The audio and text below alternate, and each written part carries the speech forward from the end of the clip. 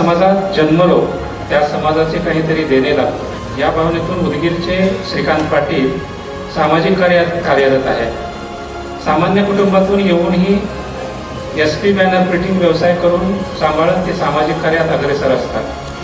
कर्तव्य भावनेतून त्यांची ही समाजसेवा कायम तन मन धनाने सुरू असते, त्यामुळे त्यांच्या कार्याचा गौरव करण्यात येत आहे।